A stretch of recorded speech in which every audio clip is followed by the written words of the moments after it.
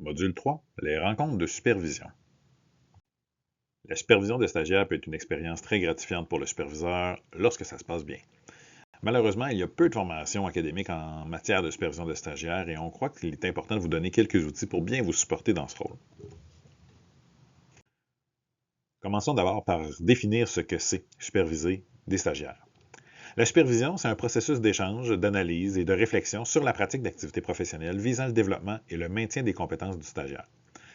Ça a aussi une visée de protection du public, en s'assurant de préparer, dans un environnement sécuritaire, de futurs professionnels à réfléchir et exercer la pratique du travail social. C'est donc une responsabilité importante.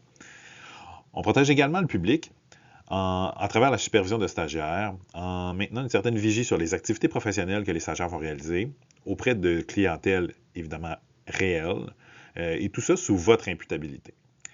C'est donc basé sur une relation interpersonnelle entre un professionnel d'expérience, vous, et un ou une stagiaire. Ça requiert évidemment la participation active de la personne stagiaire. On en a déjà discuté précédemment au niveau des rôles. La supervision de stagiaires, c'est un travail planifié et dirigé qui va offrir un soutien continu et constructif. Et on va porter une attention particulière sur les émotions vécues dans les situations d'apprentissage et d'intervention dans une visée de conscience et de connaissance de soi. On va voir également un peu plus tard dans le module 3 toute l'importance de dénouer les aspects émotifs pour pouvoir aller bonifier les apprentissages qui vont être réalisés dans les situations réelles. Pour le superviseur, c'est aussi un échange qui permet de revisiter et de questionner sa pratique.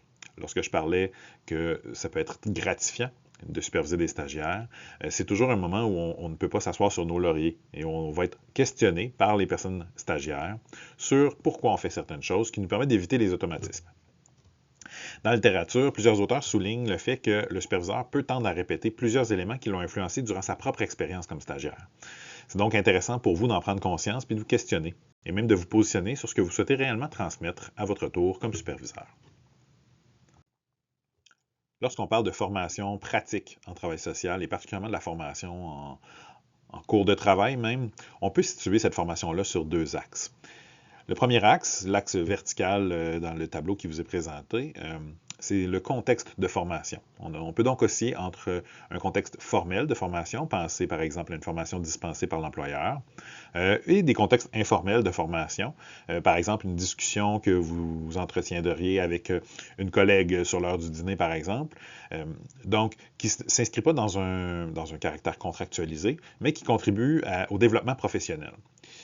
Dans l'autre axe, on va avoir un axe sur l'axe horizontal de transmission des savoirs à gauche, donc un espace où on se fait transmettre de l'information, on est dans un mode de réception, et on peut aller vers l'espace de développement professionnel, qui va venir supporter une approche un peu plus réflexive, qui va permettre l'intégration de différentes expériences pour créer de nouveaux savoirs, de savoirs expérientiels. Donc, on va utiliser ce schéma pour venir situer la supervision de stagiaires qui a une place particulière, on va le voir, sur cette lecture en deux axes de la formation en travail social. La première réflexion, le premier axe, donc la question de la formalité, il va sans dire que la supervision de stagiaires, c'est une activité de formation formelle. Le stage, c'est basé sur un contrat d'apprentissage, une entente entre l'université et les milieux de pratique. Puis vous-même, vous allez regarder le contrat d'apprentissage dès les premières semaines avec les personnes stagiaires, où vous allez venir clarifier quelles sont les différentes activités que la personne stagiaire va pouvoir réaliser pour atteindre les objectifs de formation qui ont été prévus à l'avance. On vous invite également à venir clarifier la question de la dispensation de la supervision, donc les horaires de supervision, les attentes en matière de préparation, etc. Donc, on est dans un contexte formel. Vos rôles sont distincts et sont rigides tout au long du stage. Donc, en aucun temps, la personne stagiaire va jouer le rôle de superviseur avec vous et en aucun temps, vous chercherez à obtenir vous-même un feedback sur votre pratique nécessairement professionnelle par la personne stagiaire. Donc, les rôles sont distincts, les rôles sont rigides, puis l'entente ou l'activité est contractualisée à travers les différents outils que l'université vous propose ou vous donne. Mais au-delà de la formalité, c'est aussi une relation. Donc, lorsqu'on parle d'une relation de supervision, c'est basé sur une confiance mutuelle. S'il y a des choses qui arrivent, des anicroches en cours de stage, c'est principalement sur les enjeux relationnels, bien plus souvent que sur des enjeux professionnels que ça va se jouer. Cette confiance mutuelle-là, ben, c'est de dire que les personnes stagiaires doivent avoir confiance, en fait, en vous pour oser parler de leurs insécurités, parler de leurs erreurs possibles, donc, et d'avoir le sentiment qu'ils vont être accueillis, qu'ils vont pouvoir apprendre de cette expérience-là plutôt que d'être abaissés, par exemple. C'est donc un échange qui est axé sur l'échange et l'apprentissage. À l'inverse, vous devez être en mesure d'avoir confiance en la personne stagiaire, confiance en ses capacités, oui, mais en ses capacités à être capable de nommer ses insécurités, de nommer ses insatisfactions et de nommer aussi les choses qui fonctionnent pour elle. Donc, vous devez avoir confiance en votre personne stagiaire, la personne stagiaire doit avoir confiance en vous, et vous allez être en mesure d'échanger pour bonifier et venir structurer et consolider les différents apprentissages de vos stagiaires. Cette relation-là vise le développement de l'autonomie et pas de la vôtre. Donc, c'est une relation, évidemment, qui vise le développement de l'autonomie de la personne stagiaire et de l'actualisation professionnelle. Même si, de votre côté, vous pouvez effectivement gagner beaucoup à accueillir des stagiaires en matière d'actualisation professionnelle, il est évident que l'objectif premier de cette relation de supervision-là, c'est pas ce que vous allez aller en rechercher, mais ce que les personnes stagiaires vont aller en rechercher. Donc, c'est une relation, je le répète, de confiance mutuelle, axée sur l'échange, qui vise à favoriser les apprentissages d'une jeune professionnelle ou d'un jeune professionnel en développement. Il y a deux obstacles importants à cette relation de confiance, le rapport de pouvoir et l'imputabilité professionnelle. Donc, lorsqu'on parle du rapport de pouvoir, en fait, comme superviseur de stage, vous avez tout de même un pouvoir formel supérieur à la personne stagiaire sur le déroulement et l'évaluation de son stage. Les commentaires que vous allez indiquer, que ce soit à travers les journaux de bord ou dans les contrats d'apprentissage, sont évidemment ont un poids important dans l'attribution d'un résultat final au stage. Ce que ça peut apporter, en fait, pour la personne stagiaire, c'est évidemment ce sentiment de ne pas vouloir décevoir et d'avoir en tête toujours cette notion-là de votre pouvoir plus important sur la note qu'elle recevra à la fin du stage. C'est donc un enjeu de confiance pour la personne stagiaire, du fait que vous puissiez avoir un rapport de pouvoir plus grand. D'un autre côté, il peut y avoir un obstacle pour vous en matière d'établissement de relations de confiance et c'est en lien avec votre imputabilité professionnelle. On le sait, lorsqu'on accueille une personne stagiaire, on demeure imputable des différentes activités professionnelles que cette personne-là va poser. On doit relire l'ensemble des notes, par exemple, d'évolution que la personne stagiaire va rédiger, venir contrevalider. Et à un certain stade, au niveau du développement de l'autonomie, on doit avoir confiance suffisamment que la personne stagiaire qu'on envoie dans les différentes situations qu'on va avoir à reprendre par après est en mesure de jouer un rôle professionnel adéquat et qu'on soit confortable avec les activités qu'elle va réaliser auprès de des différentes personnes de notre clientèle. C'est donc un poids important que, comme superviseur, on doit porter. Donc, cette notion-là que je suis imputable des activités d'une autre personne.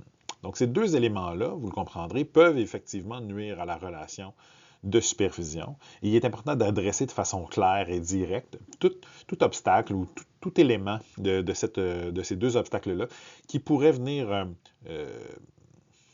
affecter la relation de supervision et ultimement nuire à la fois à votre expérience comme superviseur et aux apprentissages des personnes stagiaires. Pour ce qui est du deuxième axe sur notre schéma de formation du pratique en travail social, la supervision de stagiaires présente davantage un caractère évolutif. Donc, le rôle de la supervision n'est pas campé, que ce soit dans la transmission de savoir ou dans l'espace de développement. En fait, il y a une transition qui est inévitable et même évidente entre une posture de transmission de savoir qui implique une certaine expertise de votre part. Donc, on ne remet pas nécessairement en question les informations que vous allez transmettre. Donc, la personne étudiante est davantage en mode écoute qu'en mode questionnement, même si bon, c'est pas tout coupé au couteau, cette histoire-là, donc il y a des zones grises. Donc, on va débuter généralement le stage avec une posture davantage de votre côté de transmission de savoir, une posture d'expert de la pratique, des personnes étudiantes qui vont être davantage en posture d'écoute et de réception de ces informations-là. Et tout au long du stage, avec le gain en autonomie de vos personnes stagiaires, devrait se créer, en fait, là, un espace de développement où, on le clarifiera un peu plus tard là, dans ce module, vous allez adopter une posture davantage d'accompagnement, de soutien à la réflexion, soutien à la création d'une identité professionnelle propre à vos personnes stagiaires. Il y a plusieurs variables qui vont influencer cette trajectoire-là. C'est ce qui fait que c'est extrêmement difficile pour nous de vous donner une idée avec des balises extrêmement claires sur à quel moment est-ce qu'une personne stagiaire devrait être autonome en stage. Donc, visiblement, à la mi-stage, il y a déjà eu des activités réalisées de façon autonome par vos personnes stagiaires, mais l'autonomie s'inscrit sur un continuum qui est difficile à venir baliser de façon claire. Ces variables peuvent être propres à la personne étudiante. Pensez à certaines insécurités, par exemple, face à l'intervention, face à la clientèle, face aux différentes problématiques.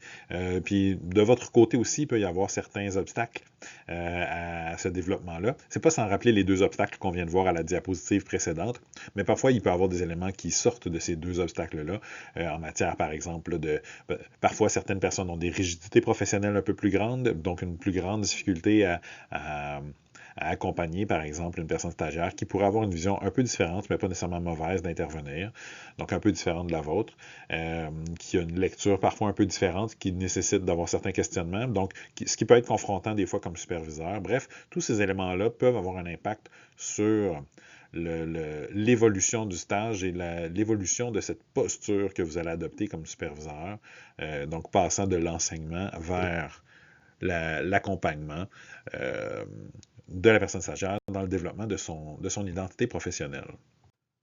On voit donc que concrètement, la supervision de stagiaires, ça ne se situe pas, c'est pas un point sur le schéma en deux axes, mais c'est davantage une zone. Donc une zone qui va demeurer dans la formalité, mais qui va évidemment évoluer en fonction des besoins des personnes stagiaires. Ces besoins-là peuvent être différents, même à la fin de stage, il peut y avoir certaines situations qui vont nécessiter que vous adoptiez davantage une posture d'enseignement, donc de transmission de savoir, puis en début de stage, que vous puissiez déjà créer certains espaces de développement. Mais bref, une zone dans laquelle vous allez devoir naviguer, vous, puis votre stagiaire aussi, qui va devoir être en mesure d'identifier ses propres besoins en matière de supervision, d'où l'importance de la proactivité. En soutien à ce qu'on vient de voir, il y a 5 grands principes qu'on doit se rappeler en matière de supervision de stagiaires. Le premier principe, c'est que la supervision de stage ou le rôle de superviseur de stagiaire, c'est une position privilégiée. Les personnes stagiaires vont arriver dans vos milieux avec un bagage théorique, donc 2 années de formation de bac, très théorique, certaines activités pratiques, mais une foule de choses qui appartiennent au domaine de la théorie, et vous allez pouvoir jouer ce rôle-là de les aider à faire le lien entre ce qu'ils ont pu voir à l'université, ce que vous avez vu à l'université aussi, puis l'intervention, le terrain, la pratique, la vraie vie. Vous allez donc être en mesure de venir supporter les personnes stagiaires dans la planification, dans l'évaluation, dans la planification de leurs interventions, en leur donnant des outils concrets, mais aussi en les amenant à se rappeler de ces différents apprentissages académiques qui doivent mettre en œuvre et qui doivent s'inscrire aussi évidemment dans la formation de leur identité professionnelle. Le deuxième grand principe de la supervision de stagiaire, c'est que la supervision de stagiaire, c'est un exercice de médiation. C'est une médiation, en fait, au service de la construction de l'identité professionnelle des stagiaires. Ce que ça veut dire, en fait, exercer une médiation, c'est une médiation pédagogique, c'est de favoriser l'établissement d'une bonne relation entre l'apprenant et l'objet d'apprentissage. Donc, de favoriser l'établissement d'une bonne relation entre un objet d'apprentissage et un apprenant, ce que ça veut dire, là, de façon très concrète, c'est que vos personnes stagiaires ne doivent pas voir dans l'intervention qu'ils vont faire uniquement une tâche, mais une occasion de réaliser un apprentissage. Et le travail de superviseur, c'est de permettre à la personne stagiaire de voir l'apprentissage qui peut être réalisé dans les différentes tâches qu'elles vont faire. Donc, de favoriser un rapport à l'objet d'apprentissage, qui est la pratique, et la posture d'apprenant. Et étrangement, ou pas, ce sont les superviseurs de stage qui sont les meilleures personnes qui ont la position la mieux située pour pouvoir jouer ce rôle-là. Parce que d'une part, vous êtes en mesure d'observer concrètement les personnes stagiaires dans ce qu'elles vont faire, dans leur questionnement aussi, donc dans la pratique quotidienne de l'intervention ou du rôle que vous avez à jouer dans votre milieu. Mais vous avez la capacité aussi de maintenir une certaine distance, notamment par le caractère très formel de la supervision, le rôle distinct. Donc, vous avez une distance qui est présente, une distance qui est critique, théorique, affective, face à ce que la personne stagiaire est en train de réaliser, pour pouvoir amener ou favoriser la création de cet espace de développement qu'on a déjà parlé, qu'on va reparler d'ici la fin du module, de façon plus concrète, comment on peut vous aider à le mettre en place. Donc, encore une fois, cette position privilégiée que vous avez vous place également dans une position exceptionnelle, en fait, pour favoriser cette médiation entre les personnes stagiaires et la pratique comme lieu d'expérimentation et d'apprentissage. Les deux autres grands principes, bon, on en a déjà discuté évidemment dans les diapositives précédentes, je ne m'attarde pas trop là-dessus, mais la question de la transmission des savoirs, donc c'est effectivement un principe très important de la supervision de stagiaires, donc vous allez devoir le faire transmettre des savoirs, on en a déjà parlé sur les axes. Il y a 3 types de savoirs que vous allez être en mesure de transmettre aux personnes étudiantes. Tout d'abord, les savoirs théoriques, parce que 2 ans de formation, c'est extrêmement bref. Donc, évidemment, il y a une foule de savoirs qu'on apprend une fois qu'on travaille avec une certaine clientèle ou qu'on joue un certain rôle dans une organisation, des savoirs théoriques que les étudiants n'auront pas encore, auxquels ils n'auront pas encore été exposés ou parfois ils n'ont peut-être pas tout saisi au niveau de leur cours à l'université. Donc, vous allez devoir jouer ce rôle-là de transmission de savoir théorique, des choses qui sont très propres à votre pratique, très utiles. Évidemment, on a déjà parlé de la médiation, de comment on peut l'articuler dans le concret. Ensuite, il va y avoir des savoirs sur la pratique que vous pouvez transmettre. Les savoirs sur la pratique, on est dans du concret, on est dans l'espèce d'ABC ou le quotidien là, du travail, comment on fait le travail, et même de façon très concrète. Un savoir sur la pratique, c'est par exemple de quelle façon on doit faire supporter un usager dans une demande IVAC, de quelle façon est-ce qu'on réalise telle activité professionnelle, comment on réserve une voiture ou une salle, puis vous comprenez là, la fréquence des pauses, ou peu importe. Donc, c'est des savoirs sur la pratique. Ça n'a pas nécessairement une incidence directe sur la clientèle ou la population, mais qui a une incidence évidemment sur la façon dont on joue le rôle d'ETS dans vos différents milieux. Puis ultimement, il y a les savoirs de la pratique. Donc, contrairement aux savoirs sur la pratique, les savoirs de la pratique, c'est les savoirs que vous, à travers votre expérience, vous avez pu dégager de vos expériences. Ce sont vos propres apprentissages expérientiels, donc qui découlent de votre pratique, qui sont tout aussi importants de transmettre aux personnes étudiantes. Le 4e grand principe, la création d'un espace réflexif. Comme déjà mentionné, là, on en reparle dans quelques diapositives sur de quelle façon est-ce qu'on peut le créer concrètement là, en supervision de stage.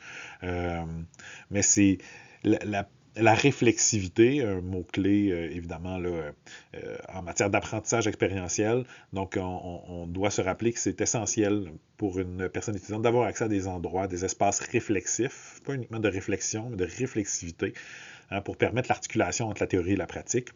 Donc, on y revient un peu plus tard. Puis finalement, ben, le 5e grand principe, c'est le respect de la complexité. Donc, superviser des stagiaires, ce n'est pas simple et ça demande 3 grandes habiletés. La première habileté, c'est la souplesse et la flexibilité.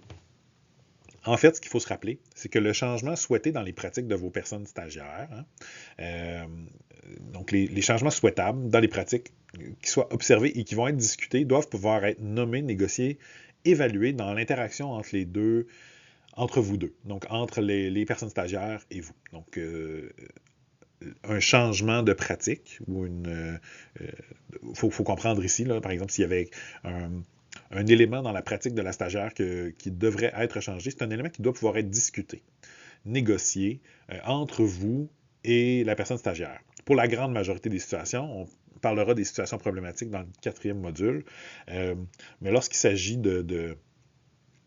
d'approche, par exemple, donc c'est des choses qui doivent être discutées. Ça ne doit pas être imposé. Surtout pas imposé par un désir en votre nom personnel ou en celui de l'organisation, de venir modeler une pratique unique.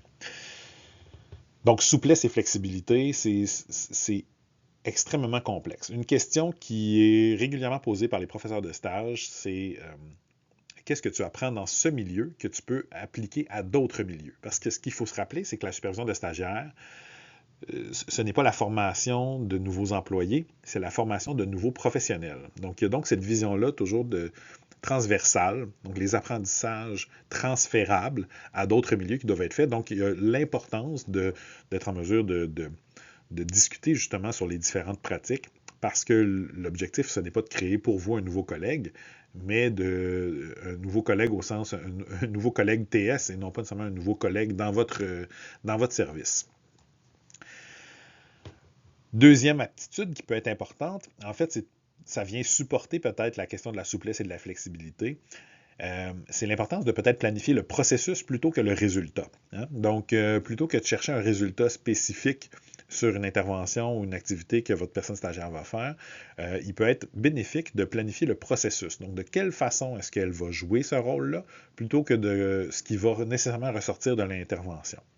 Donc, ça permet en fait même de favoriser chez la personne stagiaire, peut-être de diminuer la pression de performance, parce qu'il y en a qui vont avoir en fait, il y a une pression de performance assez importante chez la majorité des personnes étudiantes de nos jours.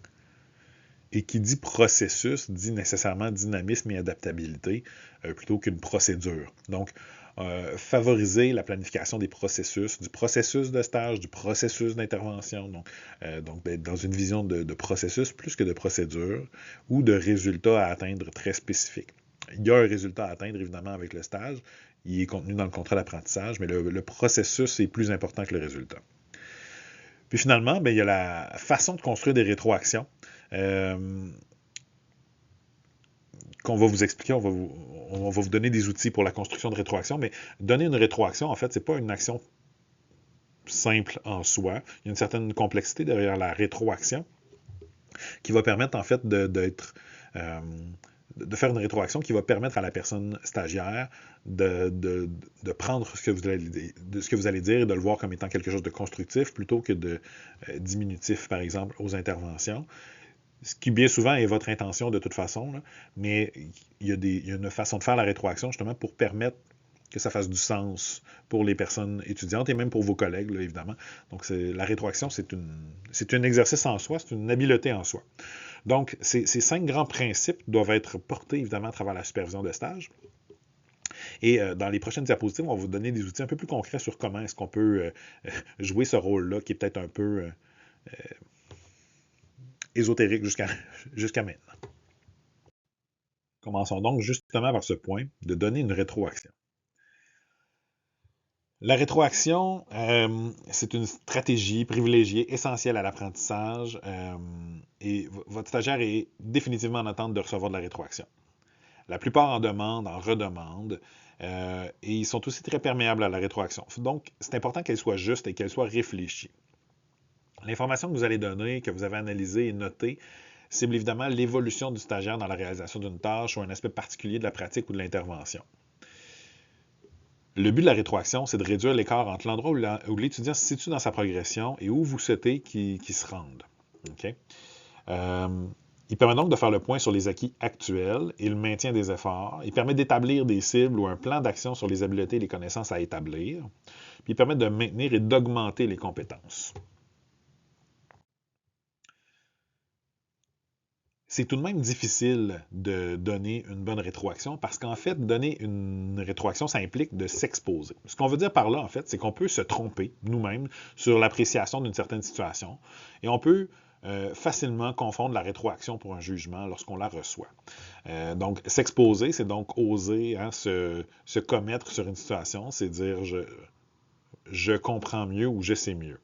D'accord? Donner une rétroaction, ça implique aussi de s'investir dans la relation à l'autre. C'est un cadeau, la rétroaction, et c'est un investissement dans cette relation-là. Et lorsque la relation peut être peut-être moins bonne qu'on l'aurait planifié, donner une rétroaction est encore plus difficile. parce que ça nécessite une bonne relation pour avoir une rétroaction qui est bien reçue. Puis finalement, donner une rétroaction, c'est personnalisé. Ce n'est pas une technique à apprendre par cœur. On va vous donner différents outils pour construire une rétroaction, mais c'est personnalisé, c'est unique à chacune des relations professionnelles que vous allez avoir en matière de supervision. Puis la rétroaction, la façon de donner de la rétroaction à une stagiaire que vous auriez cette année avec une personne stagiaire une autre année pourrait être complètement différente parce qu'en fait, on doit s'adapter aussi à l'autre dans notre façon de lui apporter l'information qui va lui permettre de s'améliorer. Une rétroaction, ça doit également permettre de susciter la réflexion. Donc, ça dépasse la question de la prescription. On est davantage à introduire des suggestions. Okay? Donc, une rétroaction doit être, oui, réflexive, mais elle doit être constructive. Donc, on doit pouvoir introduire des suggestions plutôt qu'une façon de faire pré-mâchée ou déjà prédéterminée. Évidemment, sauf dans des contextes où il y aurait faute professionnelle. Et encore là, on n'est plus au niveau de la rétroaction à ce moment-là. Et on en reparlera dans le module 4. Une rétroaction doit aussi permettre la promotion des échanges. Elle doit être interactive. Hein? Donc, une rétroaction, elle peut être questionnée, elle peut être discutée. Comme on parlait précédemment au niveau de l'importance de respecter la complexité, il y a une certaine souplesse, une flexibilité qui est importante dans l'exercice de la supervision. C'est la même chose au niveau de la rétroaction. Donc, la rétroaction que je donne doit pouvoir être discutée, expliquée. Donc, je dois, évidemment, lorsqu'on dit que je me commets lorsque je fais une rétroaction, bien évidemment, je prends une position que je suis en mesure de discuter puis de remettre en question aussi à travers l'échange avec la personne stagiaire. Puis, évidemment, elle doit être récapitulative ou fournir un regard global sur la situation. Donc, ça doit s'insérer dans un cheminement ou dans le processus de stage au complet. Donc, c'est un apprentissage qui est généralisable qu'on va aller chercher à travers la rétroaction, puis pas uniquement un détail qui est peut-être peu pertinent sur la grande... dans le portrait global de l'apprentissage de notre personne stagiaire. Une rétroaction doit également permettre un apprentissage. Donner une rétroaction, c'est guider la personne stagiaire vers un nouvel apprentissage. Cet apprentissage-là peut être évidemment un apprentissage en matière théorique, donc un savoir théorique, ça peut être un savoir sur la pratique, mais généralement, on va être axé autour des savoirs de la pratique, donc le savoir expérientiel, supporter la personne étudiante dans la formation de nouveaux savoirs expérientiels. Donc, ce n'est pas nécessairement la transmission de votre savoir expérientiel, mais la rétroaction doit permettre à la personne étudiante, à la personne stagiaire, d'avoir une idée claire de l'apprentissage qu'elle peut réaliser. Finalement, il y a deux autres éléments qui sont extrêmement importants à une rétroaction. C'est important qu'une rétroaction ouvre vers des moyens à mettre en œuvre pour s'améliorer. Donc, la personne étudiante ne doit pas simplement se faire dire, peu importe, là, tu ne dois plus faire telle action. On doit plutôt arriver avec des suggestions, hein, donc de différents éléments à mettre en place. C'est donc important d'y avoir réfléchi comme il faut à notre rétroaction pour être en mesure de donner des moyens concrets. Donc, la rétroaction, elle est toujours opérationnalisable. Elle est toujours opérationnalisée. Et vous comprendrez que donner une rétroaction, ce n'est pas une affaire de 15 secondes. C'est un moment de discussion où vous prenez conscience d'une certaine situation, d'une piste probable d'amélioration et de soutenir la personne étudiante dans la compréhension de ce qu'elle a amélioré, pourquoi elle a à l'améliorer, puis qu'est-ce qu'elle pourrait faire pour l'améliorer. Donc, une rétroaction, là, c'est réfléchi. C'est pour ça que c'est pas simple, donner une rétroaction. Puis les moyens qu'on va devoir proposer, c'est des moyens qui sont accessibles aussi. Donc, lorsqu'on parle de personnaliser, hein, une rétroaction personnalisée, bien évidemment, c'est qu'il n'y a pas de recette magique et unique pour faire d'un TS un TS. Donc, ces différents moyens-là que vous allez proposer doivent être accessibles pour la personne stagiaire au moment où elle reçoit cette rétroaction-là et pas dans 2 semaines, 3 semaines, 6 mois, 1 an. Donc, les moyens, présentement, avec les capacités actuelles de la personne stagiaire, est-ce qu'elle est en mesure de les appliquer? Donc, offrir une rétroaction, c'est un exercice concret, opérationnalisé, d'observation, d'investissement dans la relation. Donc, c'est extrêmement important, en fait, de donner cette rétroaction-là. Il y a des différentes stratégies de rétroaction. On connaît tous là, la rétroaction en sandwich. c'est pas toujours favorable, la rétroaction à sandwich, d'un point de vue, là, les différents auteurs, là, du point de vue de la littérature, là, certains auteurs la favorisent, d'autres non. Ça a parfois l'effet de diluer un peu le message ou la critique. Souvent, en fait, c'est nous qui se sent mieux que la personne qui le reçoit. Là, on le fait plus pour nous que pour l'autre, la rétroaction sandwich, même si elle peut être bénéfique dans certains moments. Comprenez ou considérez que la rétroaction doit être claire. Hein? Donc, on doit savoir exactement c'est quoi qui a amélioré, comment on peut l'améliorer et pourquoi c'est à améliorer. Donc, c'est ce qui fait le tour un peu là, de donner une rétroaction. Vous comprendrez que la rétroaction, elle n'apparaît peut-être pas dans un moment de supervision. C'est peut-être davantage quelque chose que vous allez utiliser en supervision à chaud. Donc, en sortant d'une rencontre, là, dans le retour en voiture là, vers le bureau ou directement au bureau, peu importe. Là. Donc, où on prend le temps de dire, ouais, j'ai observé tel élément, puis voici ce que j'en pense et voici ce qui pourrait être fait. Je te propose ça pour l'améliorer. Donc, la rétroaction, ça s'inscrit mieux ou bien dans une supervision à chaud. Pour ce qui est de la rencontre de supervision ou de la supervision à froid, on vous propose une façon de faire pour guider un peu à la fois pour vous, que vous vous sentiez peut-être plus à l'aise là, dans l'animation de ces supervisions-là et comprendre un peu comment on peut venir favoriser cette réflexivité à travers une rencontre de supervision, tout en se rappelant que la rencontre de supervision, elle est évidemment planifiée aussi par la personne stagiaire. De votre côté, une responsabilité que vous allez partager avec la personne stagiaire, c'est d'identifier clairement le besoin de la supervision. Évidemment, là, si on se situe là, à la gauche du diagramme ou du schéma là, présenté précédemment, en transmission des savoirs, la nature de la supervision va être fort différente de lorsqu'on est à favoriser la réflexivité. Donc, des indicateurs peut-être pour savoir le type de supervision à mettre en place. Bien, premièrement, au niveau de la transmission de savoir, est-ce qu'on a une personne étudiante qui ne possède pas les différents savoirs nécessaires à l'intervention, nécessaires à jouer son rôle, à l'acquisition du rôle qu'elle est en train de faire? On parle encore une fois des savoirs théoriques, des savoirs expérientiels et des savoirs sur la pratique. Évidemment, cette posture-là, on en a déjà parlé, va être présente davantage en début de stage, mais il peut arriver, même dans la planification ou dans la planification de supervision par la personne stagiaire, qu'elle puisse identifier des zones où elle a besoin d'une information, de comprendre une information ou de savoir une information. Puis à ce moment-là, c'est le rôle de la personne stagiaire d'identifier ces zones vides-là de savoir. L'autre besoin, ça peut être un besoin de favoriser la réflexivité. À ce moment-là, c'est lorsque la personne étudiante identifie des besoins de faire des liens entre les savoirs qu'elle a acquis et des expériences qu'elle a vécues en stage, ou parfois des expériences qu'elle a vécues en stage, puis elle n'est pas en mesure de savoir les différentes théories ou les différents savoirs avec lesquels elle peut faire des liens. Évidemment, plus on va axer vers l'autonomie dans le stage, plus ce besoin-là de réflexivité devrait être présent. On va donc favoriser à ce moment-là une supervision réflexive. C'est la supervision réflexive qu'on va vous présenter avec une certaine marche à suivre pour y arriver. Donc, superviser, c'est favoriser l'apprentissage expérientiel. L'apprentissage expérientiel a été conceptualisé là, par plusieurs auteurs. Il y a un cycle en 4 étapes que je vais décortiquer en plus que 4 parce que c'est préférable.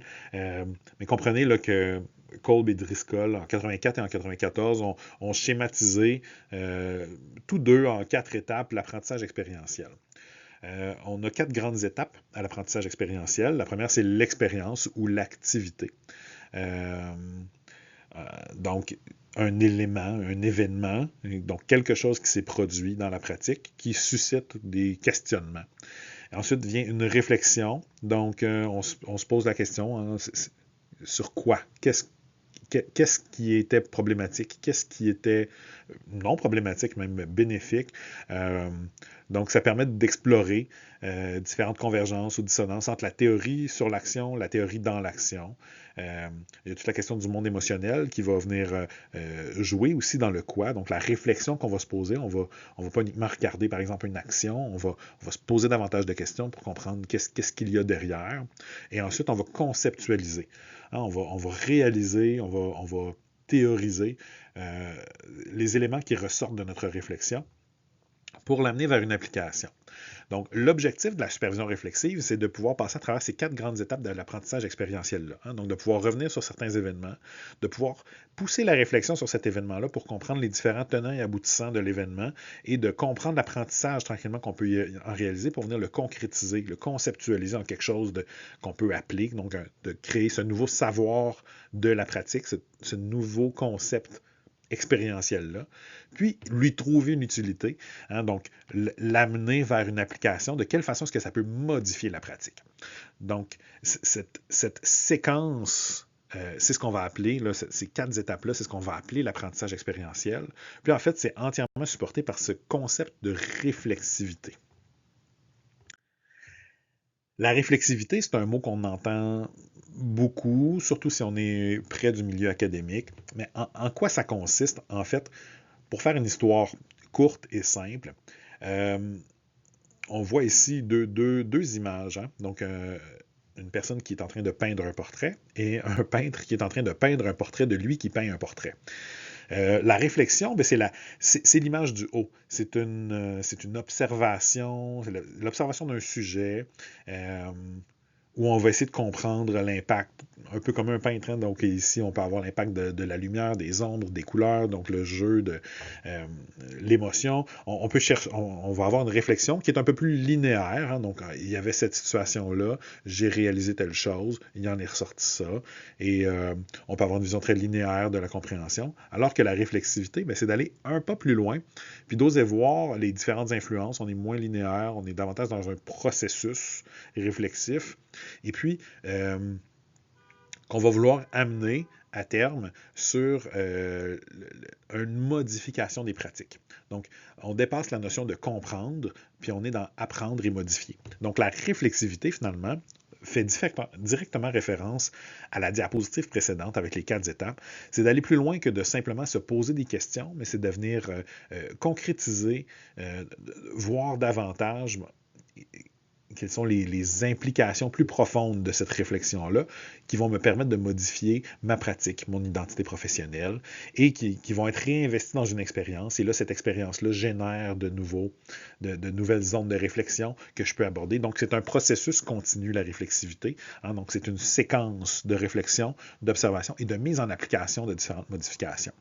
Donc, notre supervision de stagiaire doit être guidée par ce principe de réflexivité, hein, où on se rappelle ce qu'on a déjà abordé auparavant. On doit mettre en place des nouvelles habiletés, des nouvelles compétences, des nouvelles activités. Puis de quelle façon est-ce que c'est en train de modeler aussi mon identité professionnelle qui va avoir un impact sur le reste des réflexions. Donc, c'est très circulaire, la notion de réflexivité. Et c'est un peu ce qu'on veut vous amener à pouvoir expérimenter avec les personnes stagiaires, particulièrement là, en avançant vers la fin de stage où cette supervision-là va devenir extrêmement importante. C'est des réflexes qui sont importants pour le développement professionnel continu, par exemple. Voici donc les 5 étapes de l'approche réflexive qu'on va articuler dans un schéma de supervision à la prochaine diapositive. Mais les 5 étapes de supervision donc, au travers lesquelles on doit passer dans l'ordre pour tenter le mieux possible de passer à travers ces différentes étapes-là de l'apprentissage expérientiel ou de les favoriser. La première étape, c'est la prise de conscience. On va le voir, ça se rapporte beaucoup à l'expérience. L'observation et la description. Ensuite, on va analyser et interpréter, critiquer et remettre en question. Ensuite de ça, l'établissement de nouvelles stratégies, de quelle façon on les applique en situation réelle et une évaluation du besoin, donc, ou de la réponse aux besoins en supervision.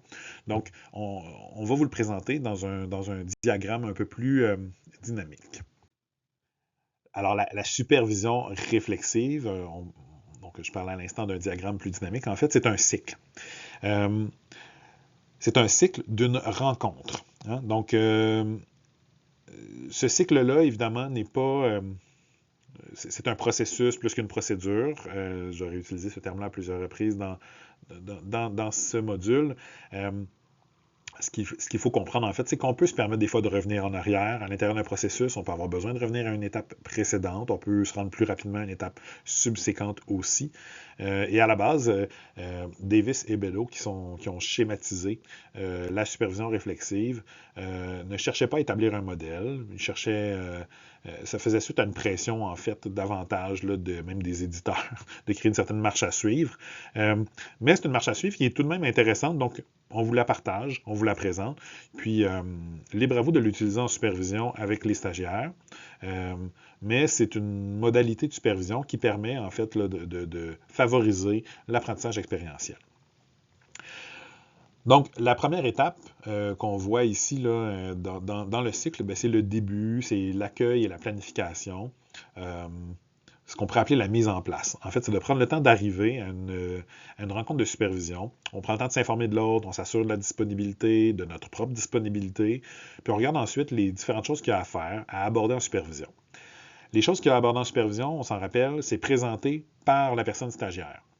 Dans la vraie vie, c'est aussi possible que vous ayez des éléments que vous avez besoin d'aborder en supervision. Si vous avez eu, par exemple, là, un certain feedback d'un collègue ou d'une autre personne. Donc, on établit en fait les différents items à aborder et on les établit, on les ordonne, on les structure et on s'entend sur un plan de rencontre. Un peu comme on pourrait faire là, en rencontre avec la clientèle. Donc, on établit un certain plan de rencontre. On entre ensuite là, dans le vif de la supervision, donc l'espèce de diagramme circulaire où on va rester tout au long de la période jusqu'à la conclusion de la rencontre de supervision. Donc, c'est un cycle qu'on peut faire à plusieurs reprises au cœur d'une rencontre de supervision. Donc, la première étape, c'est le retour sur les événements. Ça rappelle l'étape de l'expérience du modèle de Kolb, où si vous êtes familier avec les termes de co-développement, donc la phase de problématisation. Donc, c'est de donner de l'information qui est nécessaire pour comprendre la nature du problème, formuler une attente claire et précise. Et ça, c'est porté évidemment par la personne stagiaire. Donc, elle doit être en mesure de comprendre la nature de son problème, formuler une attente claire et précise. Puis, de votre côté, vous avez la responsabilité de bien cerner l'objectif de la discussion. Donc, de comprendre qu'est-ce que la personne cherche à comprendre ou cherche à ressortir. Hein. Donc, qu'est-ce que votre stagiaire veut, pourquoi elle veut parler de ça, finalement. Donc, vous avez à guider un peu le questionnement pour être en mesure de les accompagner dans cette formulation d'attente claire et précise-là. Puis ensuite, arrive la phase d'exploration. La phase d'exploration, c'est ce qui prend le plus de place, vous le voyez, hein, dans l'ensemble du cycle de la supervision réflexive. En réalité, c'est qu'elle se fait en deux phases. La première phase, c'est l'exploration des impacts.